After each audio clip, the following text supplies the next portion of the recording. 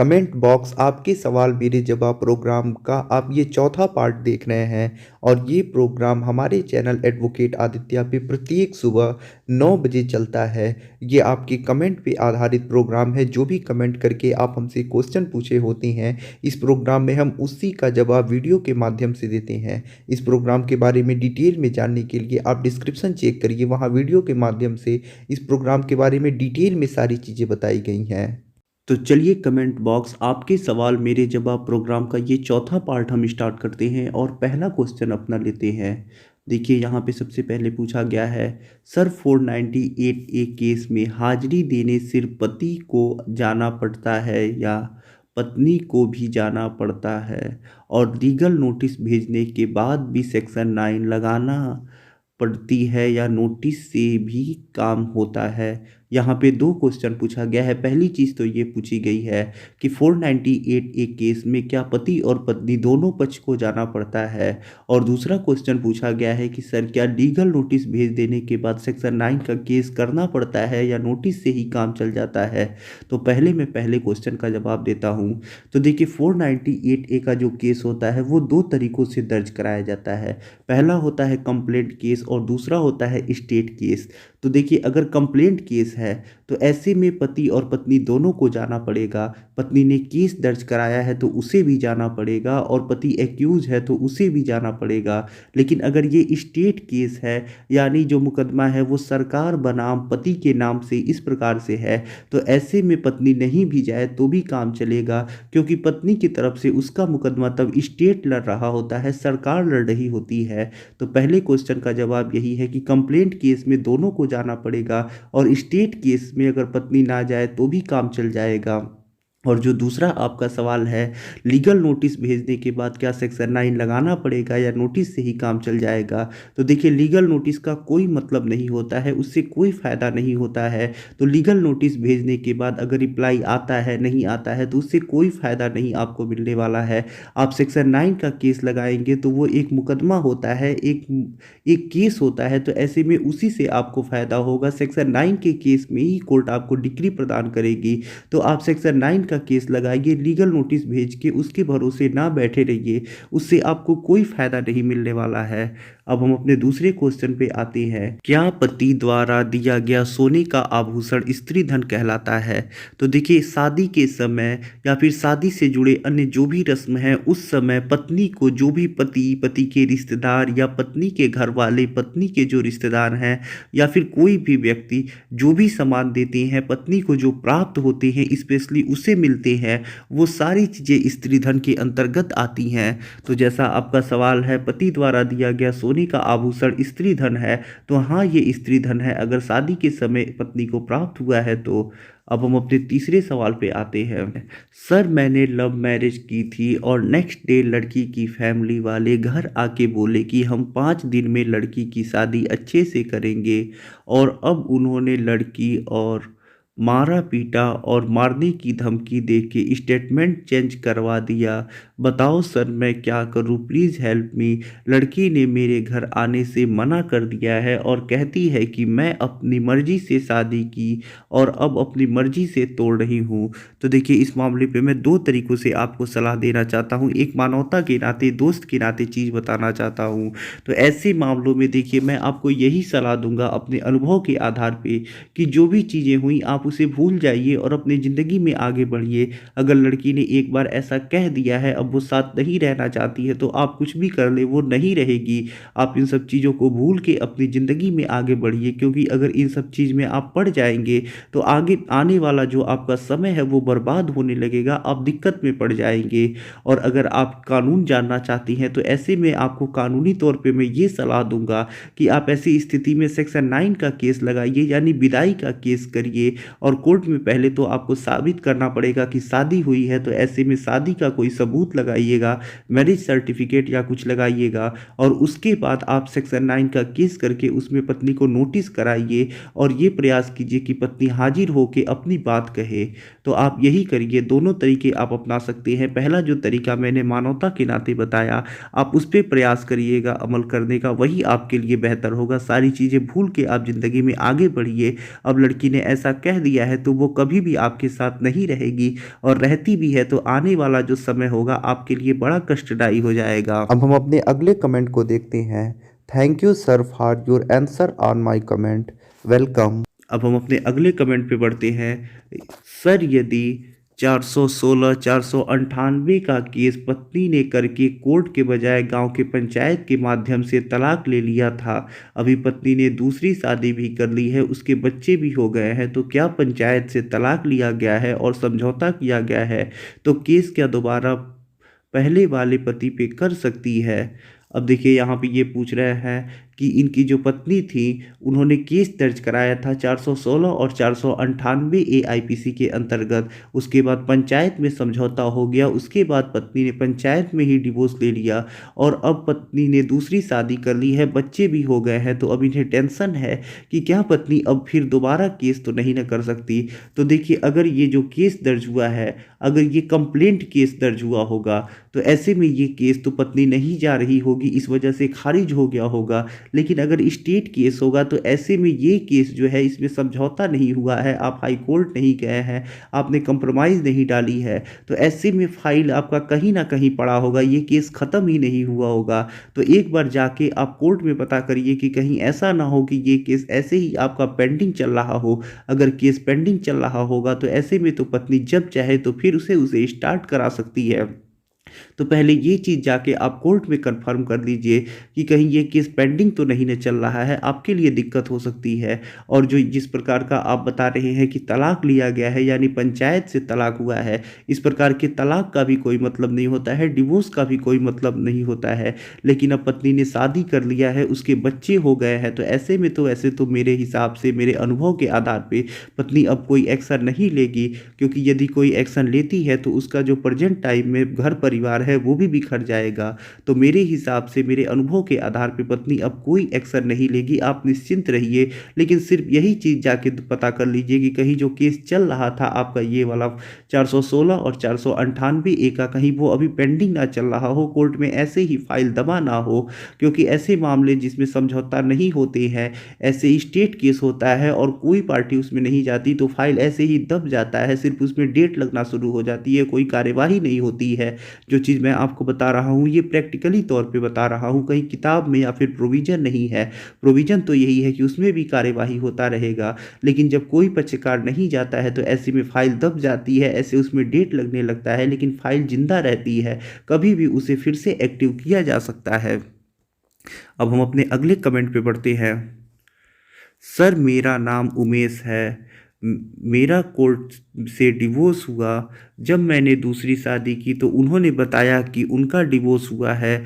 शादी के बाद जब आधार कार्ड से पहले का नाम हटाने को कहा, बाकी के डॉक्यूमेंट्स पर मेरा नाम लगाने को कहा तो वह तैयार नहीं है। वो ज़्यादातर मायके में रहती है। अभी 11 महीने हुए, मैं 2 बार वकील से नोटिस देकर डिवोर्स पेपर की मांग की। वह बोल रहे हैं कि हम डिवोर्स पेपर दिखाने वाले भी नहीं हैं और देने वाले भी नहीं।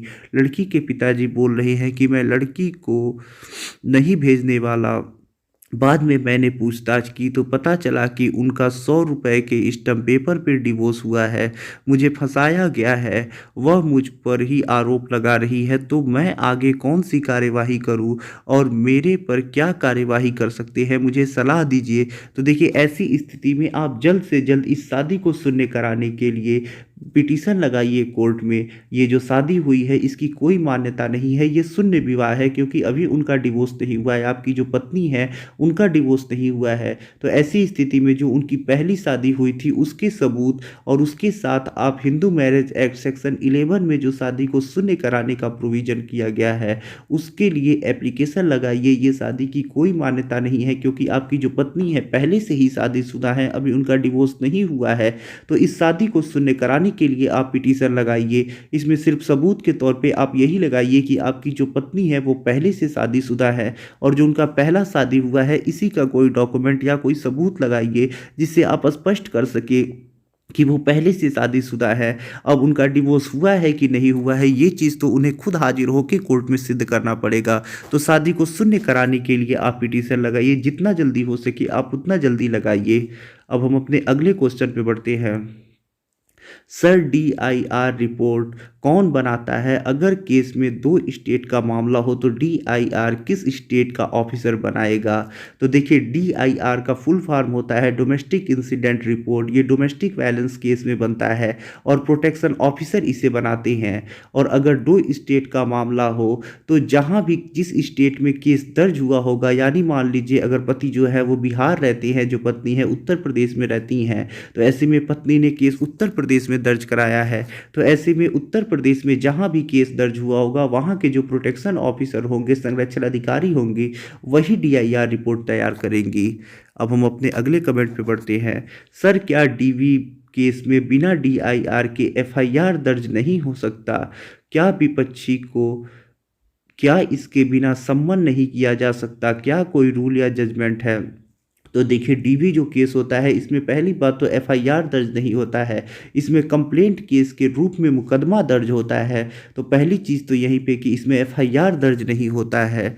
और देखिए, जो DIR रिपोर्ट है उसके संबंध में यही प्रावधान किया गया है। धारा 12 अगर हम देखते हैं डोमेस्टिक वायलेंस एक्ट का, तो उसमें ये प्रावधान किया गया है कि जो मजिस्ट्रेट होंगे, यानी धारा 12 जो दी गई है डोमेस्टिक वायलेंस एक्ट की, उसमें यही कहा गया है कि इसमें मजिस्ट्रेट के पास आवेदन किया जाएगा। और इस धारा को हम देखते हैं तो इसमें यही बात कही गई है कि जो मजिस्ट्रेट है, यदि उन्हें डोमेस्टिक वायलेंस एक्ट के अंतर्गत कोई आदेश करना है तो ऐसे में वो संरक्षण अधिकारी ने जो रिपोर्ट दिया है, यानी DIR रिपोर्ट जो दिया है, पहले उस पर विचार करेंगे, उसे देखेंगे, उसके बाद ही अपना कोई आदेश सुनाएंगे। तो ऐसे में जो समन किया जाता है ये भी एक आदेश होता है। तो ऐसे में आप इस धारा को देख सकते हैं और समझ सकते हैं।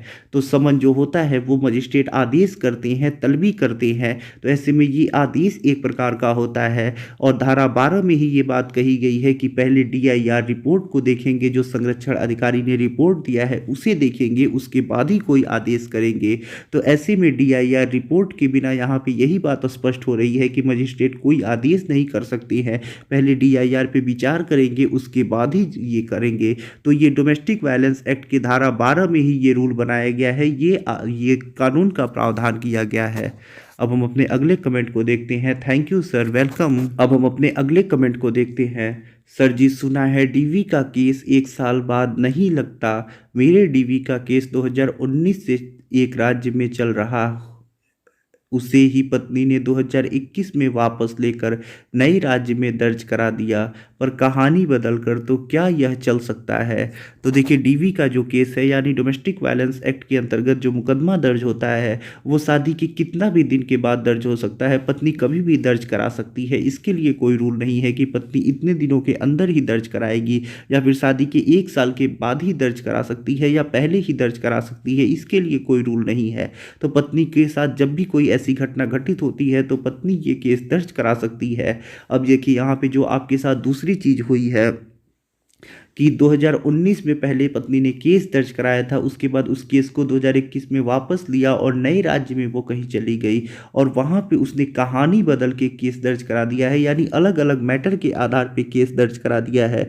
तो ऐसे में इसका आपको फ़ायदा मिल सकता है। आप हाई कोर्ट जाइए क्वेश्चन के लिए, वहाँ से आपको फ़ायदा मिल सकता है इस केस को रद्द कराने के लिए। और पहले वाले केस की भी कॉपी लगा दीजिएगा, दूसरे वाले केस की भी कॉपी ले लीजिएगा, सर्टिफाइड कॉपी निकालिएगा और इस आधार पे जाइए कि पहले दूसरी घटना उसने दिखाई थी, अब दूसरी घटना दिखा दी है, पत्नी तो साथ रही ही नहीं है मेरे इस दौरान, तो कैसे उसका घटना बदल सकता है। तो आप अगर हाई कोर्ट जाते हैं ऐसे मामले में तो आपको निश्चित ही रूप से लाभ मिलेगा। मेरा ये मानना है कि आपको 90% लाभ मिलने का चांस है। तो आप हाई कोर्ट जा सकते हैं ऐसी स्थिति में, जो मैंने आधार बताया उसी आधार पे। चलिए अब हम अपने अगले कमेंट को देखते हैं। यस सर जी जो भी आपका सवाल है आप वो पूछिए।